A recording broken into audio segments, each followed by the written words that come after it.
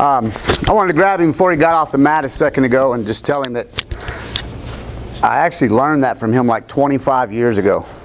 And I've been teaching it that way ever since.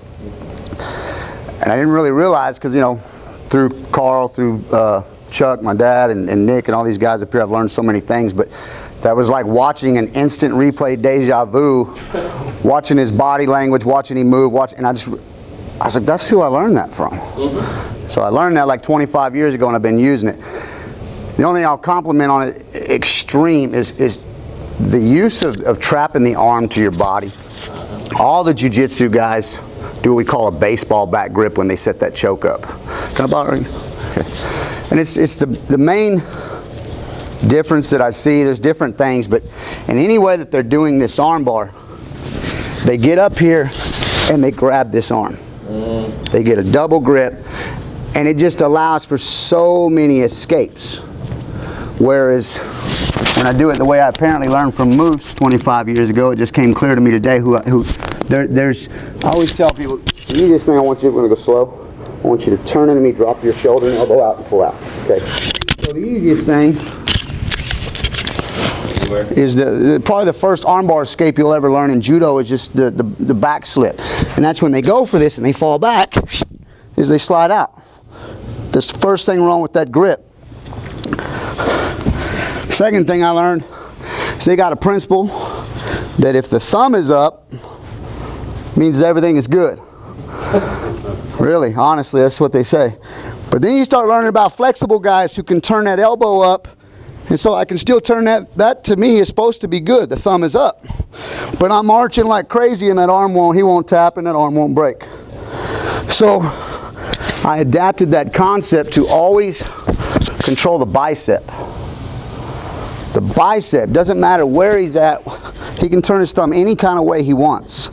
If I take that arm back, thumbs over, controlling that bicep when I do this, and again, I'll have my body grip, but I always grab the bicep. If I come out of this arm bar on a release, my hand is on the bicep, and I'm rolling that bicep up.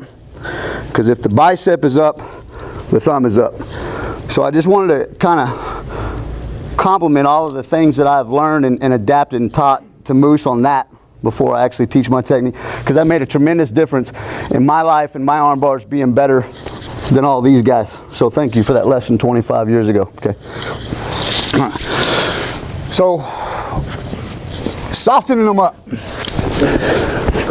We're going to complement that, and first thing I was thinking is the series that I put together on the other side of the body, whereas Moose was attacking this side. I'm going to give you an option so you got both sides. He's just going to hate life and either one sucks, okay? So what I get a lot, grab me in a bear hug, is I get this. Guys don't want me to get their arms. It's difficult to get a choke, to get something in.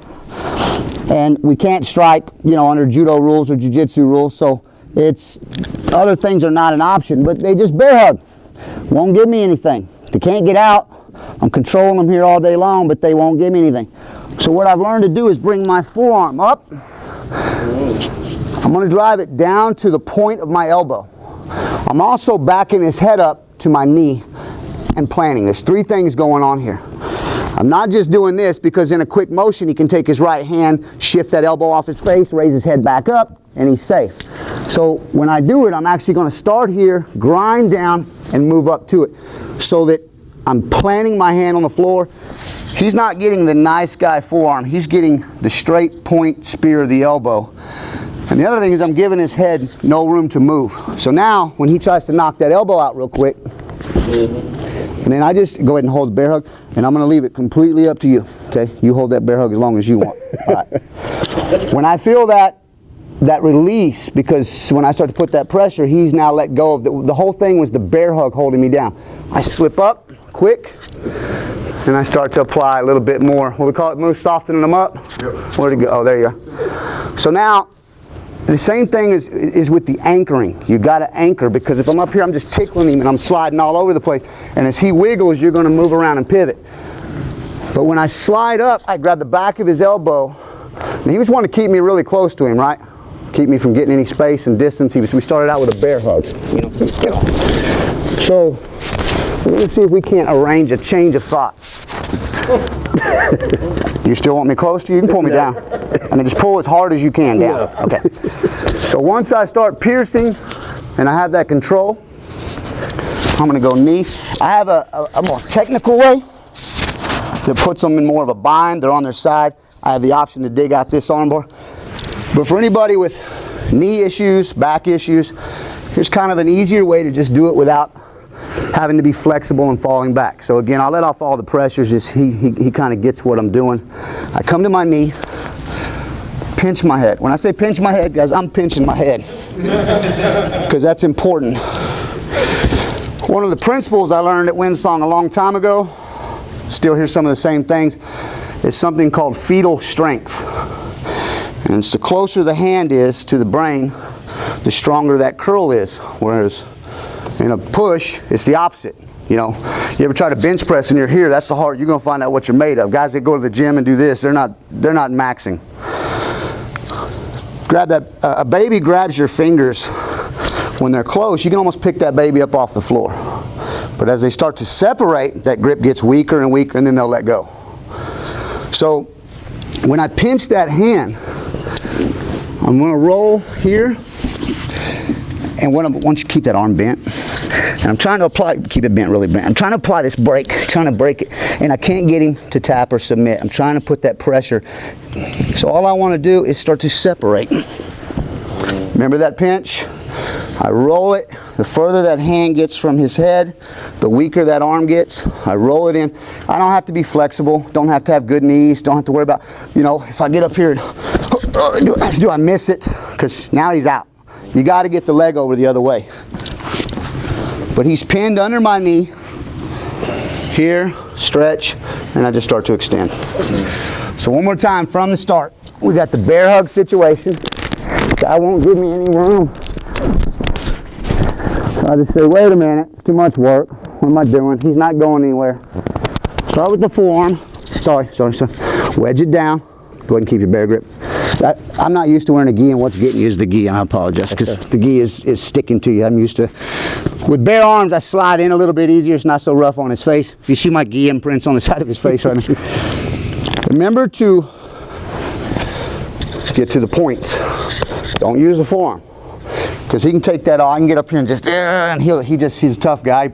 I've never known a judo player that wasn't tough. I've seen some lately on Facebook that tap out to some things that are very questionable. But I can press on him with that forearm all day. When I drive down, I want and I can put that elbow in his knee, his jaw, behind his head, behind his jaw, in his neck, on his teeth line. It doesn't matter. Pin it to my knee. That way when I start to press, and I won't press hard, but I want him to go through that procedure to knock my arm off his head so he can release his head. Go ahead and move the arm. So when I feel that release, snap up, again to the elbow, and I want the same thing. No forearm.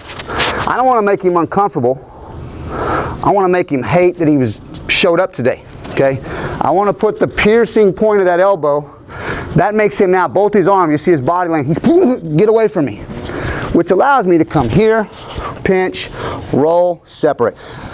One thing I want everybody to try to do to really get this, because when you walk away today, and I'm not here to answer this question, you're going to have to keep that arm bent. You know, if you get into any grappling, I don't understand that little guy at the seminar was able to do this arm bar really effective. It's amazing how you can keep that arm bent and not allow this arm bar. So you need to stretch it out. Once it's straight,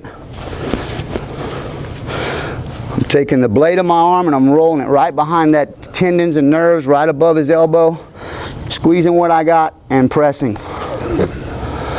Any questions before I turn you loose with it? Compliments what Moose did on this side.